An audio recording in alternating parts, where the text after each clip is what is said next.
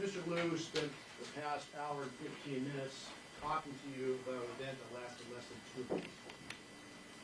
The Manuel-Ellis that he talked to you about is not the Manuel-Ellis that faced Officer Burbank and Officer Collins on March 3rd, 2020 around 11:30 at night.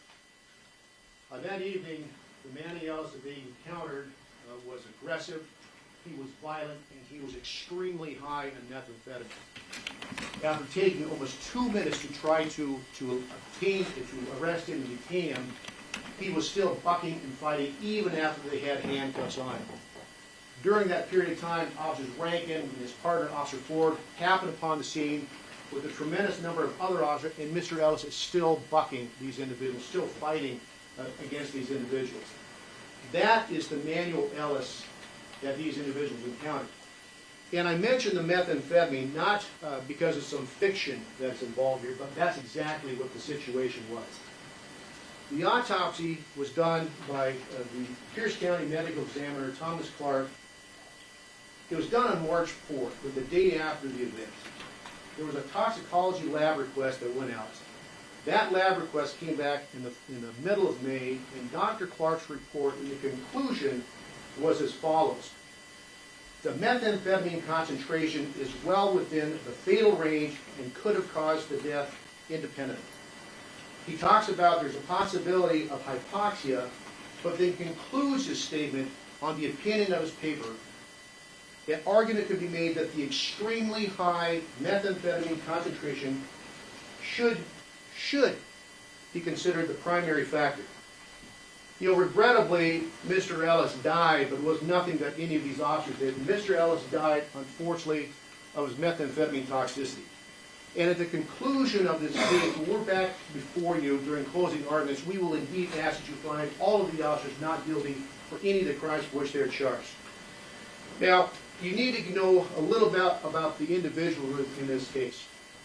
Officer Burbank was with the Tacoma Police Department for 5 years. Before that, he was with the Salem, North Carolina Police Department for 5 years. Before that, he was an infantryman in the United States Army for 8 years, serving tours in Iraq. Officer Collins, also with the Tacoma Police Department for 5 years. Before that, he was a United States Ranger individual for 8 years, serving several tours in Afghanistan. Both individuals came to the Tacoma Police Department at roughly the same time, and they became partners. Their area was 96th Street, basically Sector 4 in the city of Tacoma. 96th Street is one of the borders. It goes to the Puyallup, Portland Avenues on the northern side. This is a tougher area within the city. There's a lot of crime in this area. There's a lot of drug use. It's just a tough situation.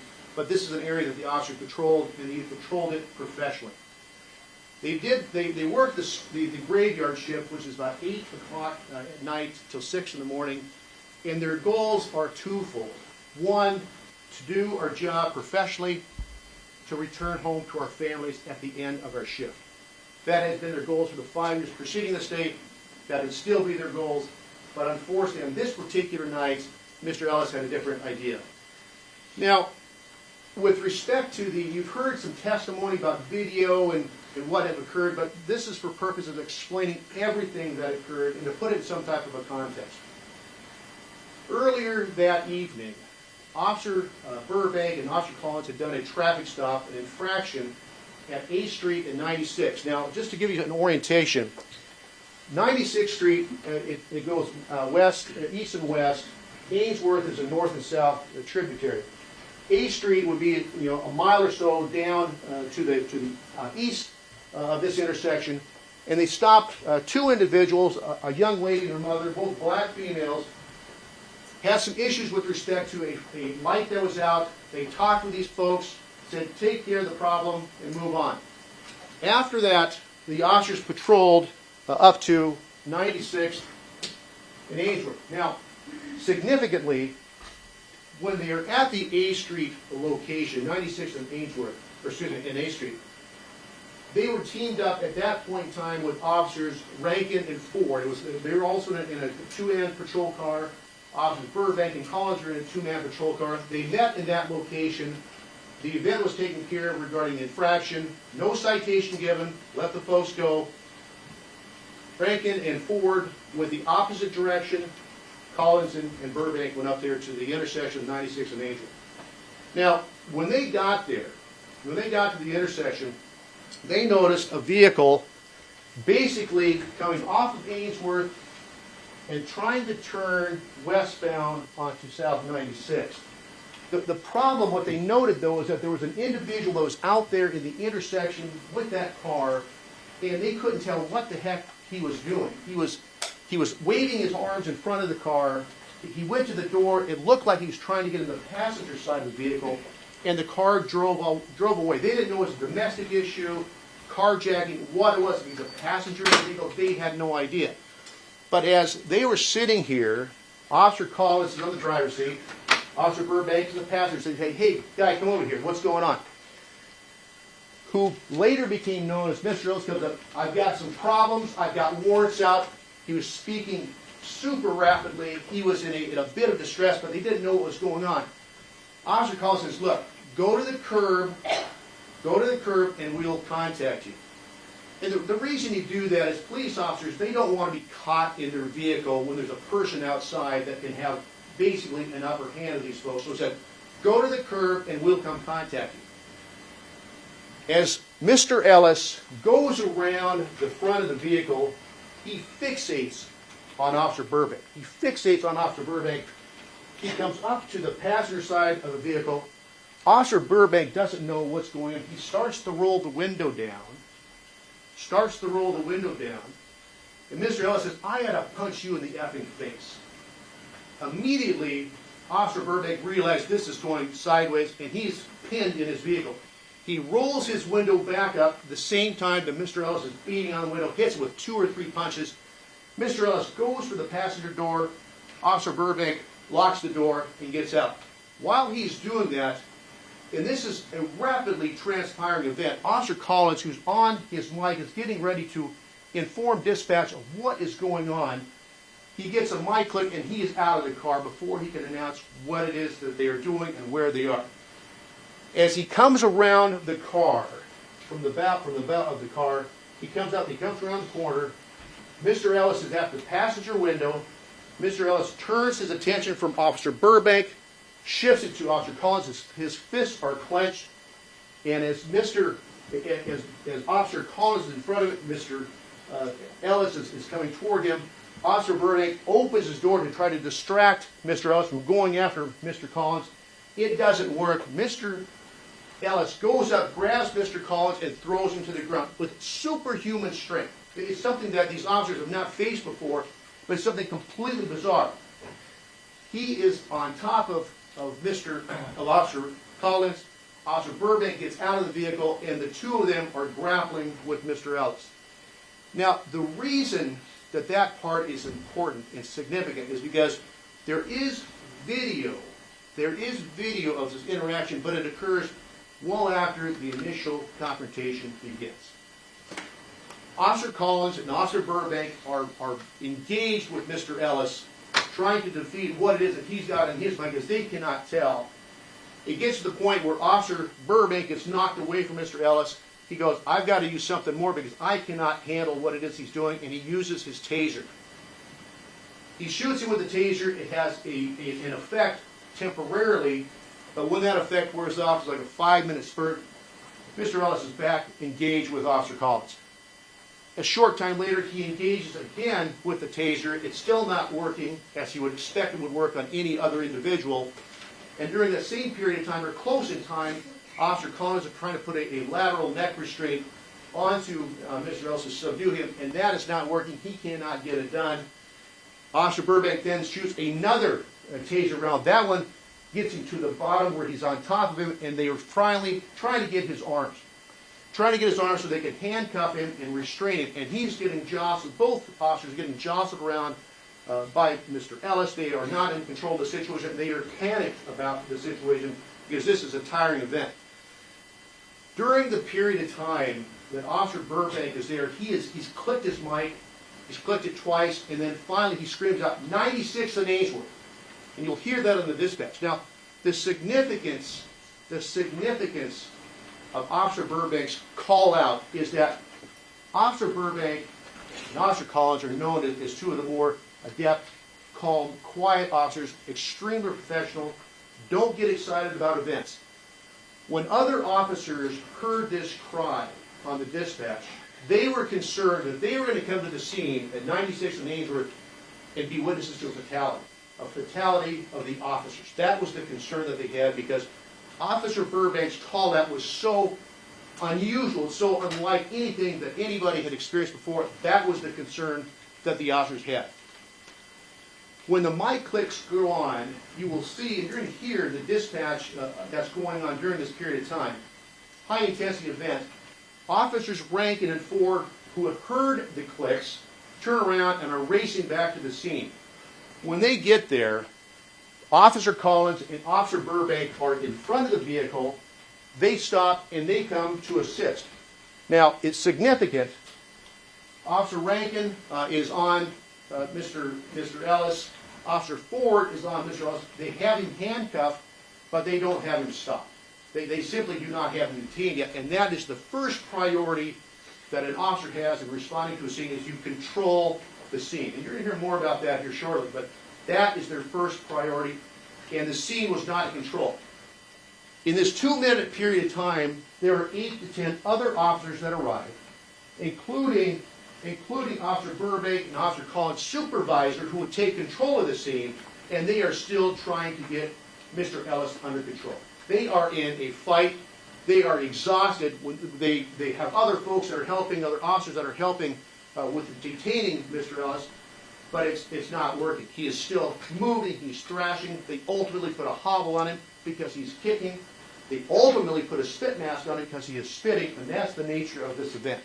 There were probably 15 to 20 officers there before Mr. Ellis was under control, but that was long after the 2-minute period of time that Officer Collins and Officer Burbank were involved with Mr. Ellis. When the other officers arrived, Officer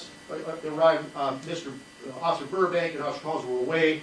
They heard the call for the hobbles. They went and got the hobbles and helped other officers assist.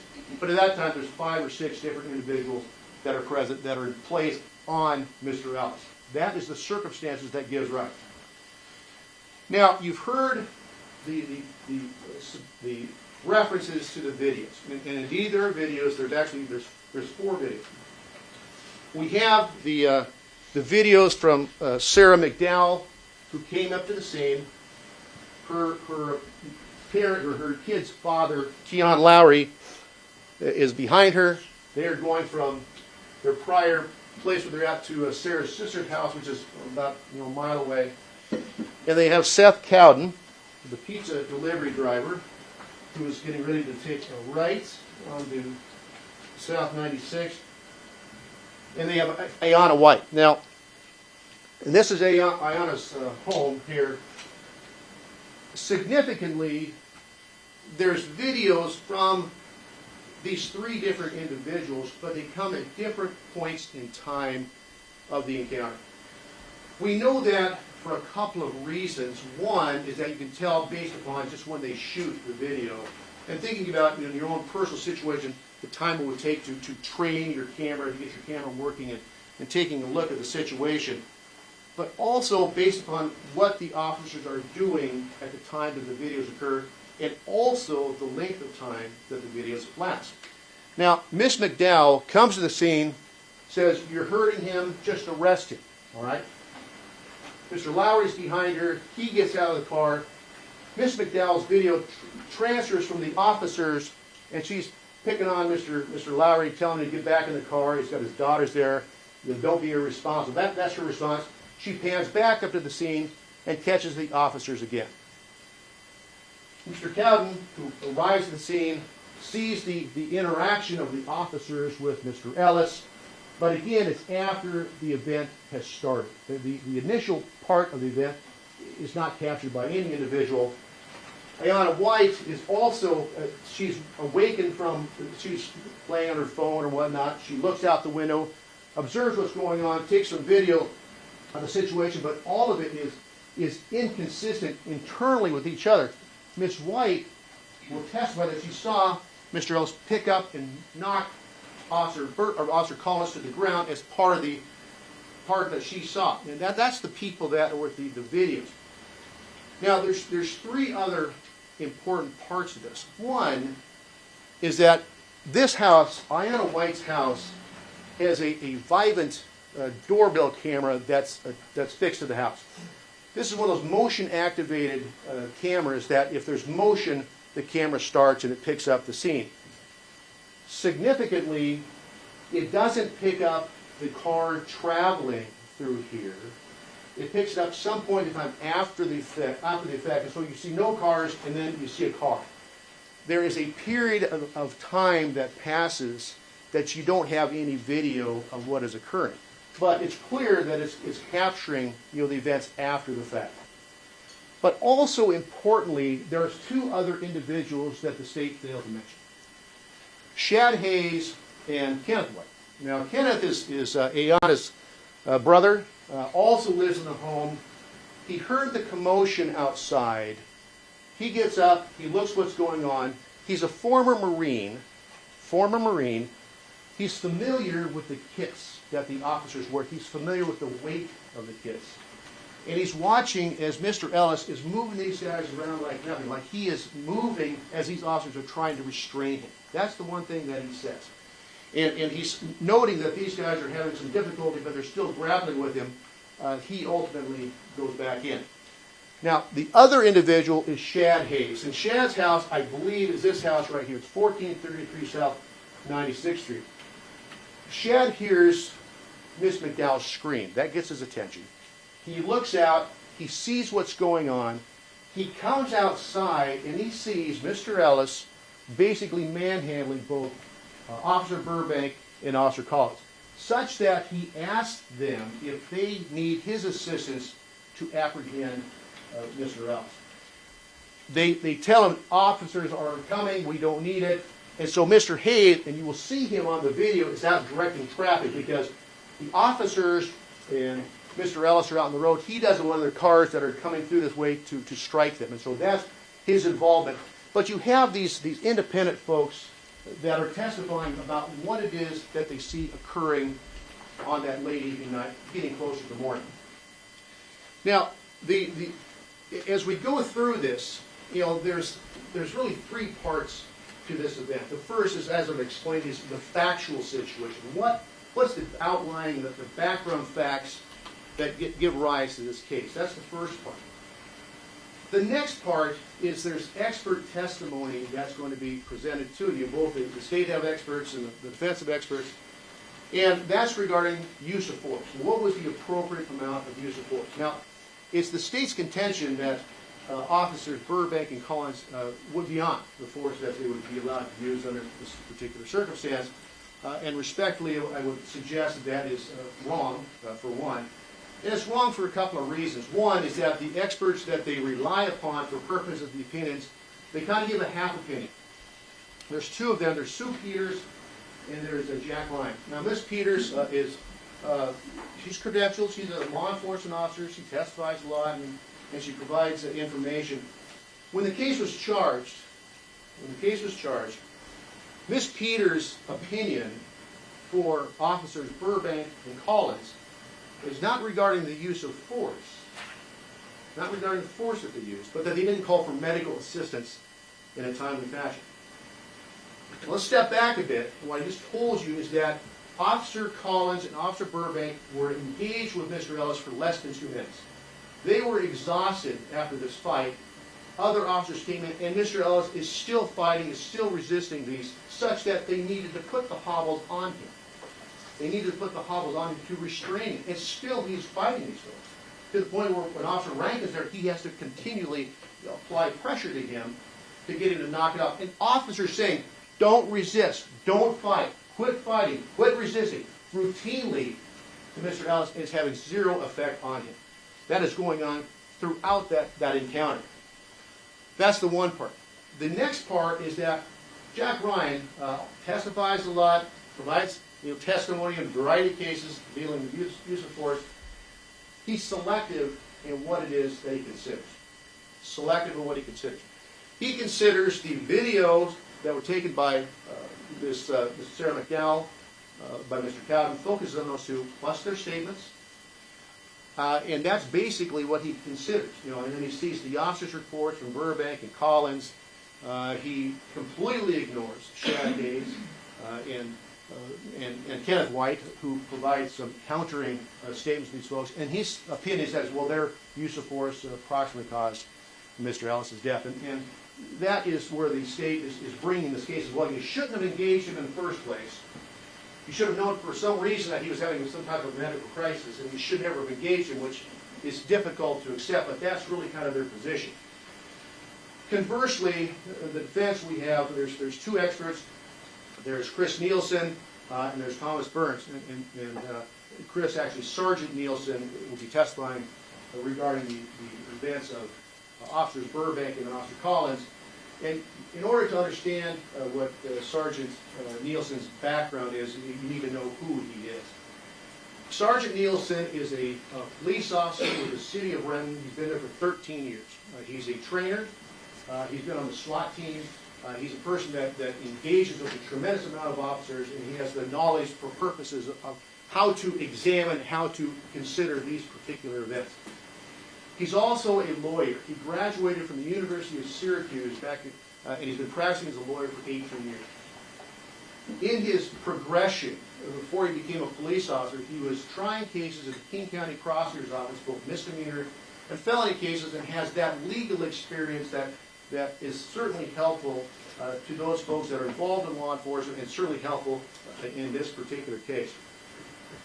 When Officer Sergeant Nielsen receives the material in this case, he steps back and says, okay, what do I need to do? How do I go about assessing the evidence that is being presented to me?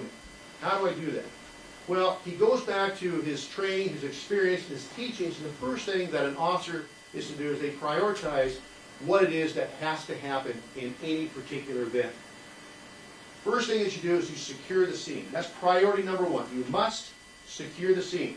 You secure the scene for the officers involved, for the individuals who are having contact with the officers, and for other civilians that might be in the area. You secure the scene first. You need to complete priority one before you go to priority two. Priority two is to provide medical aid, and priority three is to investigate the event. In this particular case, in going through the use of force pyramid, you may have heard of that. There's a pyramid of use of force. The highest level use of force is that of deadly force. We were well below that. But he says that based upon the training and experience that the officers have in his review of the evidence here, the officers did nothing inappropriate whatsoever because they were still engaged in making the scene safe. They were trying to make the scene safe because they're still in the process of apprehending Mr. Ellis at the time that the other officers arrived, including the sergeants that were responsible for taking over a scene when you have those type of events where multiple officers arrive. And it wasn't just the Sergeant Lim that arrived. There was two Pierce County Sheriff deputies. One was a sergeant, one was a lieutenant, who were also involved.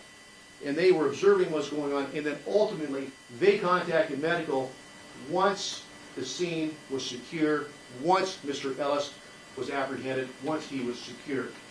And he was still battling back and forth. Officer Rankin was dutifully watching over Mr. Ellis, and kept saying, settle down, we're going to take care of you, settle down. As soon as you settle down, I'll roll you over to your side. As soon as he did that, Mr. Ellis erupted again, and he put him back in the prone position. That was the environment that these individuals had during that period of time. So the conclusion of Sergeant Nielsen is that the officers did nothing wrong. They absolutely did nothing wrong. Their use of force was appropriate under these circumstances for the reasons I've stated.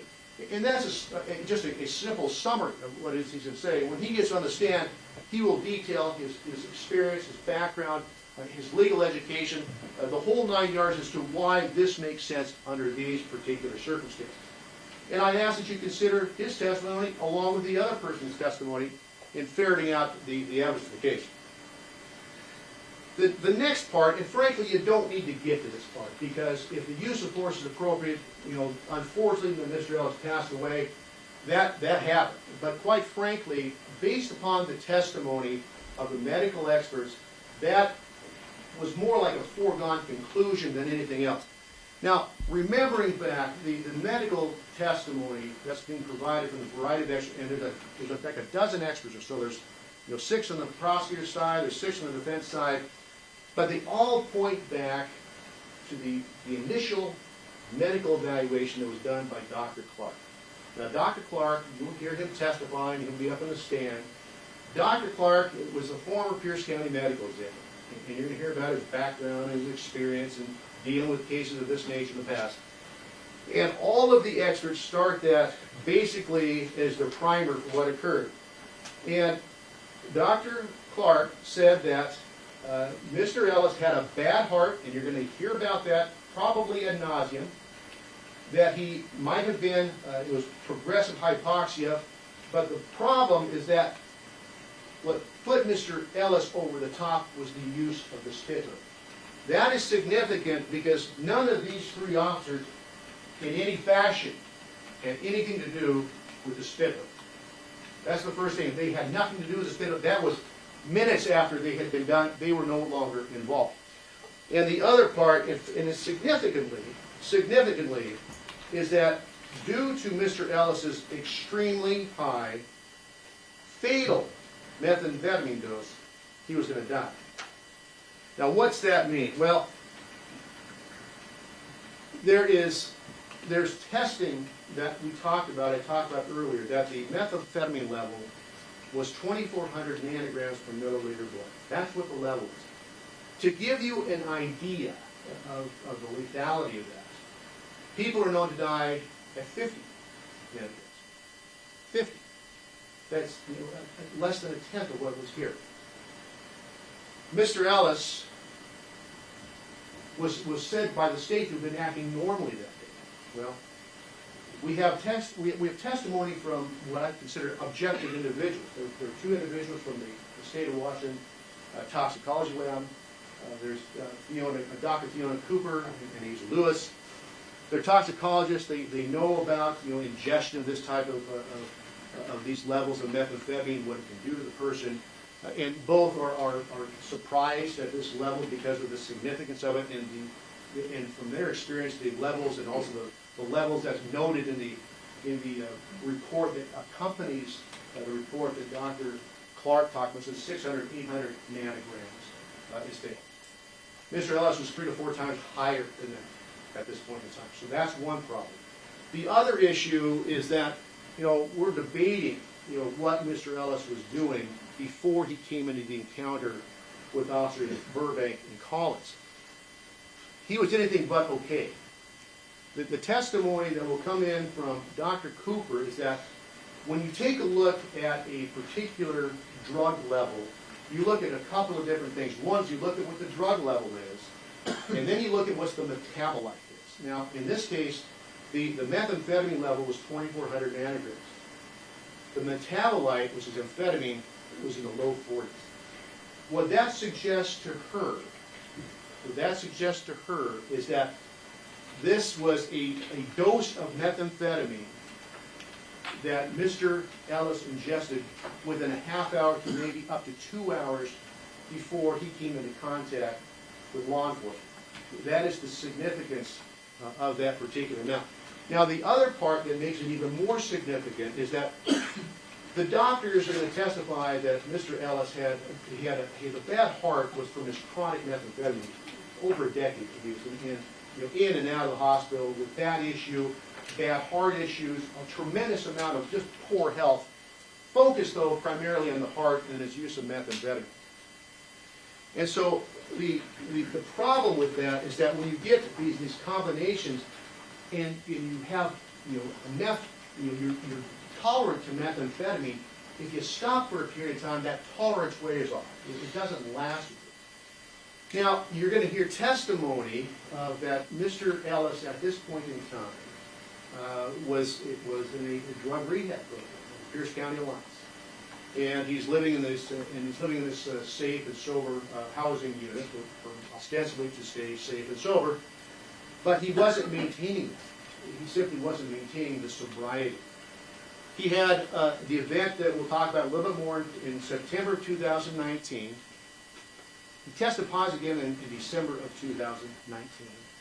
And then we have the event here in March of 2020. So each 3 months, he is testing positive.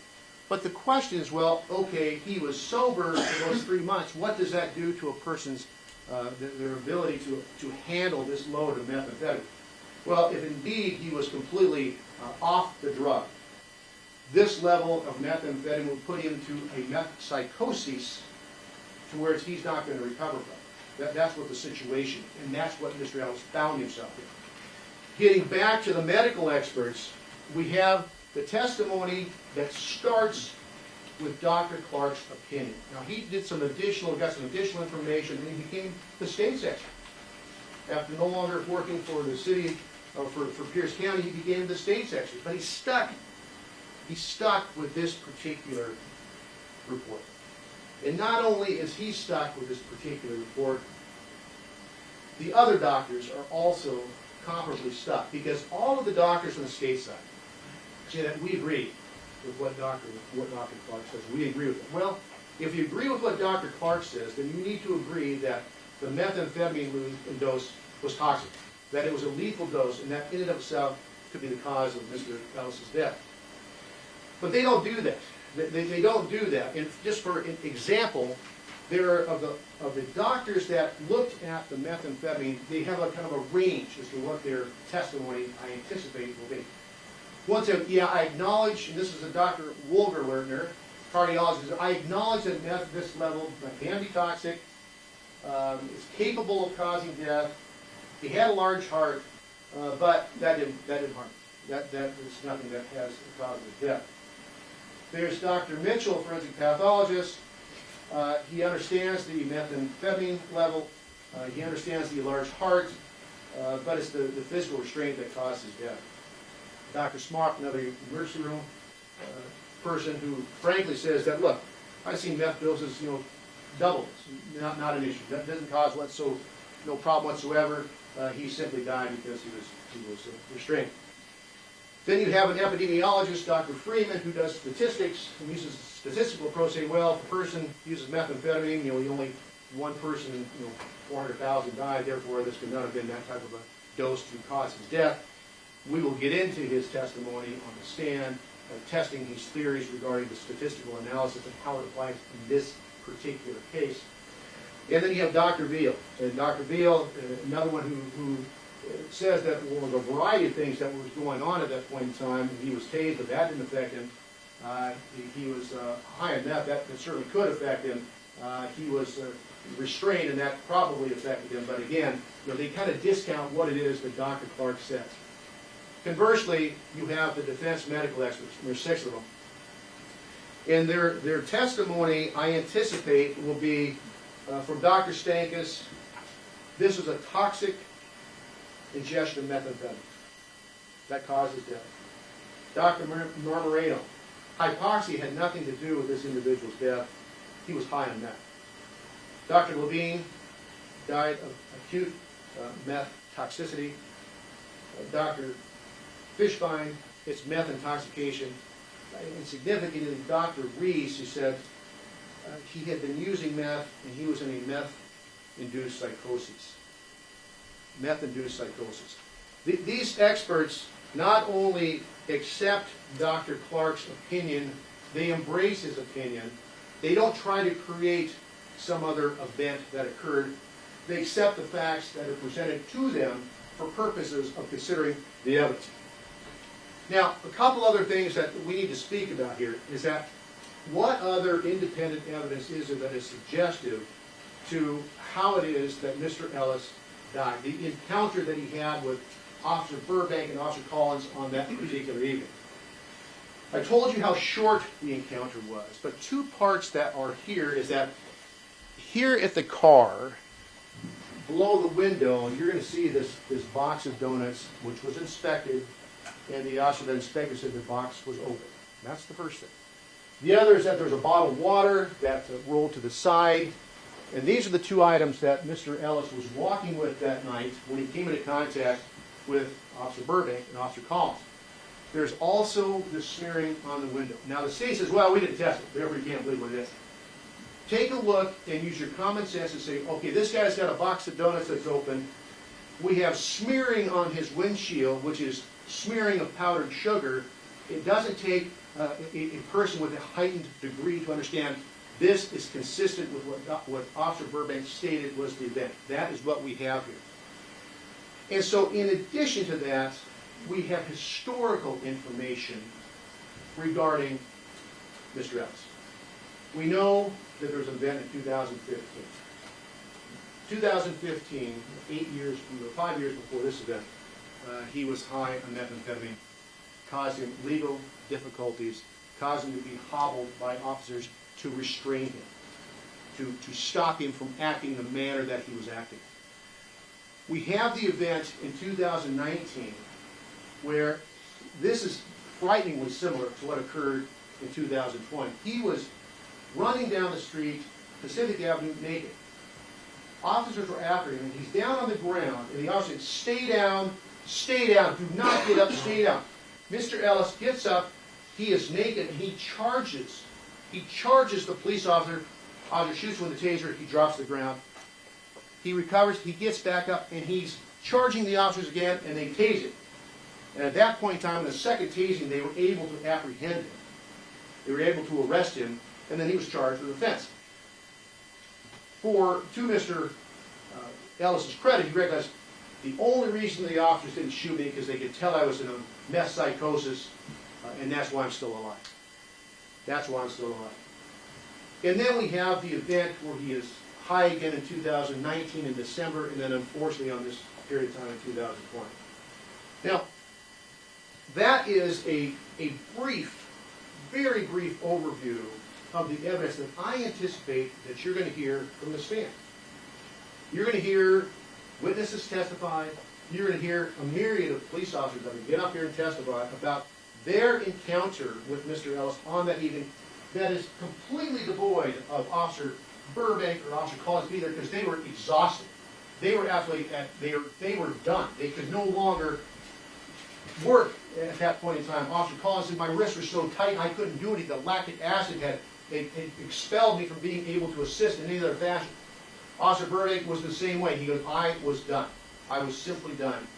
And as all officers do, when there are other officers around, he relied on the other officers to continue to secure the scene. And not until the scene was secure did this event come to an end. Now, in jury selection, we talk about Black Lives Matter, Blue Lives Matter, racial profiling, all these other buzzwords.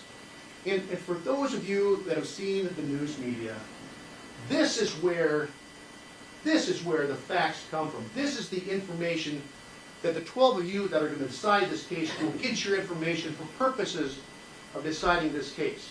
Nothing in the newspaper, nothing on the radio, nothing on the TV. Right here, this witness chair, and the exhibits that are presented to you will help you decide this case. You have all been selected for a variety of reasons, but the biggest one is that you can be fair and impartial to both sides. And we're going to hold you to that, because this case is tremendously important for the state. It is tremendously important for Officer Burbank, Officer Collins, and Officer Rankin. So with that, I trust that you will keep an open mind, listen to all of the evidence, and then when we're back in front of you for closing remarks, remember to consider the evidence and the lack of evidence that the state has to produce in this case. Because when you do that, I would suggest that the only appropriate verdict that you can return is that of not guilty. Thank you.